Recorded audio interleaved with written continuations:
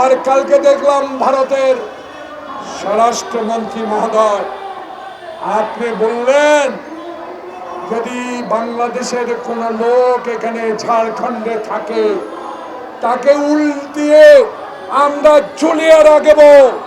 অমিত শাহ,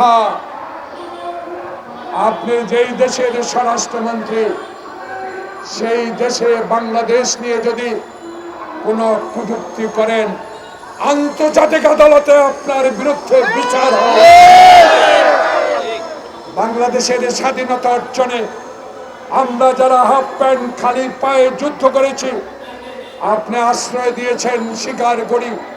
আশ্রয়ের নামে যদি আজকে বাংলাদেশকে দুঃশাসনে পরিণত করেন, শেখ হাসিনাকে দিয়ে আমরা পশ্চিমকালে কখনো আপনার অবৈধ আবদার আমরা কখনো গ্রহণ করতে পারি না।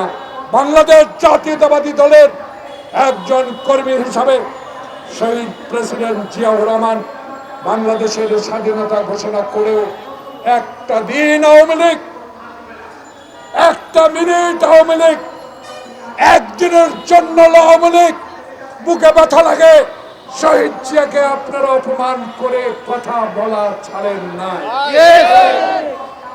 শহীদ জিয়ার কবর পর্যন্ত উঠিয়ে নেওয়ার পরিকল্পনা আপনার হাতে ছিল। তত্ত্বাবধায়ক সরকার, আপনাকে আমরা সমর্থন করি। বিশ্বের দরবারে আপনি একজন সুপরিচিত ব্যক্তিত্ব, বাংলাদেশের উজ্জ্বল নক্ষত্র। আপনাকে মনে করিয়ে দিতে চাই, আপনাকে 14 তলা পর্যন্ত লিফট বন্ধ করে পায়ে হেঁটে আপনাকে কোর্টে হাজিরা দিতে হয়েছে এই শেখ হাসিনার কারণে।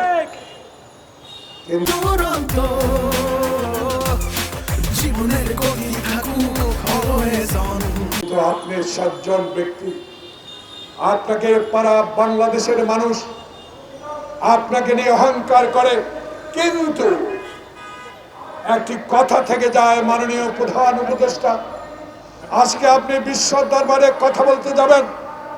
আমরা দুপুরে এই জোহরের নামাজের জন্য সময় আপনার জন্য দোয়া করব।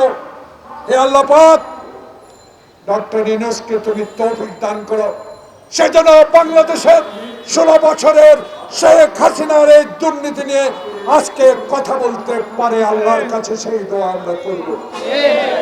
কিন্তু কথা থেকে যায়, এখনো শেখ হাসিনার আবর্জনারা বাংলাদেশের প্রত্যেক রন্ধ্রে রন্ধ্রে ঢুকে আছে। বাংলাদেশের সকল থানায় থানায় আপনাকে একটা কথা বলতে চাই, প্রিয় সাংবাদিক বন্ধুগণ, বাংলাদেশে যারা ওসি নিয়োগ দিয়েছিল আওয়ামী লীগ, সব ছাত্রলীগের ক্যাডার, চাকরি লাগে নাই। মুক্তিযোদ্ধার নামে 26,000 ভুয়া মুক্তিযোদ্ধা অ্যাপয়েন্টমেন্ট দিয়ে বাংলাদেশের বড় বড় পোস্টে তাদেরকে রেখে দিয়েছিল। যারা বদলি হয়েছেন তারা কি করেছেন জানেন? প্রিয় কর্মীরা মনে রাখেন, মীর শরাফত আলী মাওলানা আলমগীর এলাকা গিয়ে বলেন, যেই থানায় এখনো আওয়ামী লীগের ওসি আছে, সে ওসি শেখ হাসিনার নির্দেশে বাংলাদেশের 16 বছরে আন্দোলনরত সকল পর্যায়ের যুবদল, ছাত্রদল, স্বেচ্ছাসেবক দল এবং বিএনপির নেতা কর্মীদেরকে সন্ত্রাসী অস্ত্রধারী হিসেবে লিস্ট তৈরি করে গেছেন। সেই লিস্ট এখন যারা আওয়ামী লীগ পন্থী তারা আজকে সশস্ত্র বাহিনীর কাছে দিয়ে দিচ্ছেন।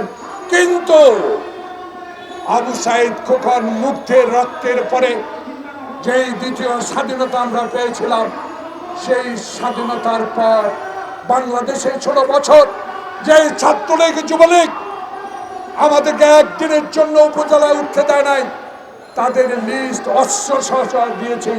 সেই লিস্টগুলো ওই ওসি আগুনে পুড়ে দিয়ে চলে গেছে। এগুলো চোখ রাখতে হবে মাননীয় উপদেষ্টা, স্বরাষ্ট্র মন্ত্রণালয়।